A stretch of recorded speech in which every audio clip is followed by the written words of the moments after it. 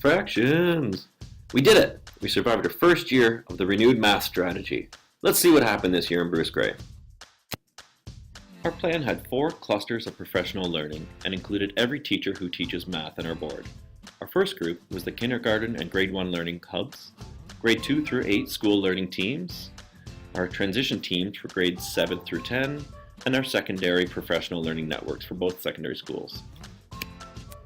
This video will recap and highlight our school learning teams. This year, we went deep with one math content focus, fractions. Next, we had carousel-style learning, where members learned about knowing your learner, assessment, growth mindset, and innovator's mindset.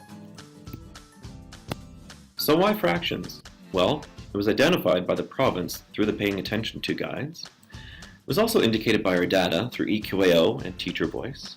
And we know through research that fractions are difficult to learn, difficult to teach, and they tie to many other big ideas in mathematics.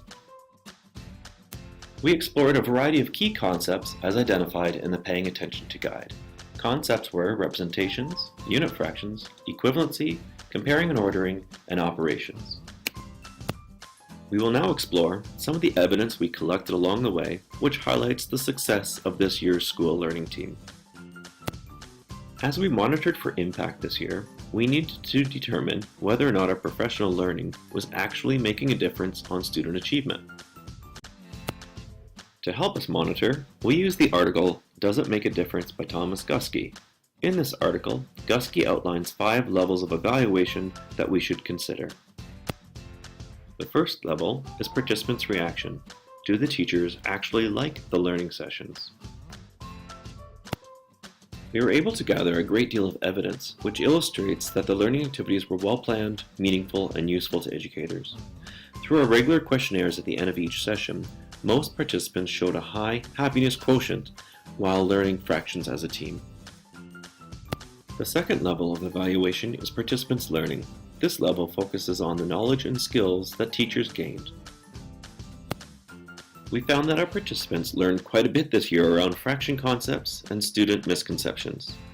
Through our board network meetings and questionnaires, educators in Bruce Gray shared that their professional development experience helped them gain the knowledge and skills to teach fraction reasoning effectively. We even noticed that over the course of the year, the school learning team participants felt more comfortable with fractions. The amount of fraction ninjas in Bruce Gray increased almost 20%. Teachers' confidence with fractions also improved. Many teachers told us at the start of the school year that they were not comfortable teaching fractions at the intermediate level. By the end of our learning, the data shows that there was significant increase in teacher confidence in this specific content area. Provincial research tells us that punctuating fraction instruction throughout the year leads to increased student achievement. Throughout our learning this year, our teachers showed a marked increase in their confidence in their ability to integrate fractions throughout the school year. The third level of evaluation is organization support and change. This area examines how our teams made organizational changes to provide necessary resources. We are also looking for how successes were shared at the school level and how issues were resolved. The school team structure allowed for distributive leadership within the schools. School teams work together in new ways to be the change agents and provide support for teachers and students. Many teams use this planning template to help support teachers and their classroom journey of fractions. Several school teams use this template to implement supports, for example, when the instructional coach would be in the classroom to co-teach. Level 4, participants' use of knowledge. Did educators apply their new understanding of fractions into their teaching practice?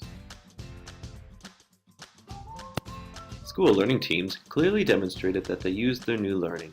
Here's a tweet of a class engaging in the fraction flag task, which focuses on unit fractions, splitting emerging fractions, and adding fractions. Here's another piece of evidence. This tweet comes in with a class playing Fraction Wars by using the Mathy's Fraction Strips tool. We also noticed benefits from punctuating fraction instruction this year. For example, Madame Saxton sees that she is actually doing less reteaching of content. Students see fractions as being less isolated, they have increased their confidence around fractions, and that students actually see fractions in all strands. Level 5, the ultimate goal, student learning outcomes. Did our fraction learning this year benefit our students? Schools reported an increase between their diagnostic and their summative assessment. Here's an example from just one school, going from 58% below standard to 80% at or above standard. Here's another example of increased student achievement. Look at this target student's diagnostic and post-assessment. We can clearly see that she has applied her understanding of unit fractions and area model representations. Well done! Now, let's look ahead to next year. What's in store for year 2 of the renewed math strategy here at Bruce Gray? Well, we know what worked well this year. Small number of goals, we built capacity, we built leadership, and we have a district-wide approach. Let's consider our content focus for next year. Over the past 7 or 8 years, we've paid attention and done some deep learning around these 4 identified areas. Paying attention to spatial reasoning, proportional reasoning, algebraic reasoning, and most recently, fractions.